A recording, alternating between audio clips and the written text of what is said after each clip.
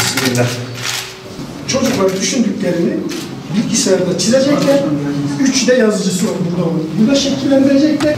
Bu robot malzemeleriyle düşündükleri robotları yapabilecekler. Burası robot uygulama bilgisi. 25 tane dizüstü bilgisayar, 3D yazıcısı, malzemeler ve giydirmesi bir bu var. Yaklaşık 10 aydır Bitlis'te görev yapıyorum. Takdir edersiniz ki memleketin birçok köşesinde görev yapma nasip oldu bana. Şunu net bir şekilde söyleyebilirim ki BETAV kuruluşu başta olmak üzere tüm hayırseverlerle hakikaten ben Bitlis valisi olarak müsaadelerle gurur duydum, beyan etmek istiyorum.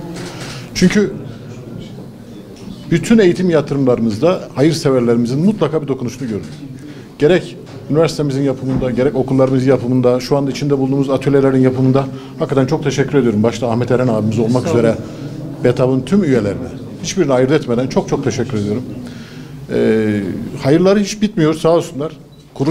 Kurumları yapmakla yetinmiyorlar, o kurumların ihtiyaçlarını da devamlı karşılıyorlar. Biz ne zaman eğitimle ilgili bir ihtiyacımız olsa kendilerine ulaşıyoruz. Kendileri bizim bir talebimize 3 de cevap veriyorlar. Ben tekraren çok teşekkür ediyorum. Allah hayırlarını kabul etsin diyorum. Ben çoğu zaman bana soru sorulduğunda ya Bitlis'in sorunları nedir denildiğinde ben bir eğitimci olarak 3 tane sorunumuz var diyorum. Bunu biliyorsunuz artık. 1 eğitim, 2 eğitim, 3 eğitim.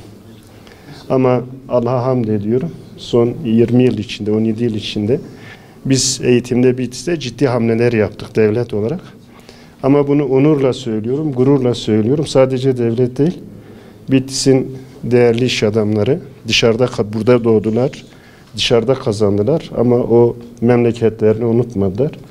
Bunların başında yine değerli büyüğümüz Ahmet Eren Bey, yine sol tarafımda çok değerli büyüğümüz Nezir Gencer Bey, değerli kardeşleri Sadullah Bey, yine Allah rahmet etsin değerli büyüğümüz Cemil Özgür Bey, yine şu anda Hikmet Kiler Bey ve şu anda ismini sayamayacağımız birçok insanımız Anadolu'ya örnek olmuş. Buradaki eğitim çalışmalarını izliyoruz.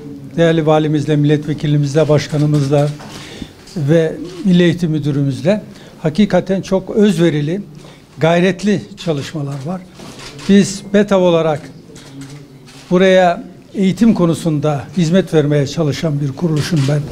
Genel başkanı olarak bundan çok büyük sevinç ve gurur duyuyorum. Bu çalışmaları sürdüren, burada bu gayretleri esirgemeyen çok değerli arkadaşlarıma çok huzurunuzda teşekkür ediyorum. Değerli valimize de, Milli Eğitim Müdürümüze de, milletvekilimize de, belediye başkanımıza da ve özellikle bu konuda emeği geçen bütün arkadaşlarıma çok teşekkür ediyorum. Sağ olsunlar. Sağ olun. Teşekkür ederim. Kesin öğretmenin çalışması. Sayın Vekilim şöyle döner misiniz? İsmail abi burada değil ya. İsmail abiye vereceğim.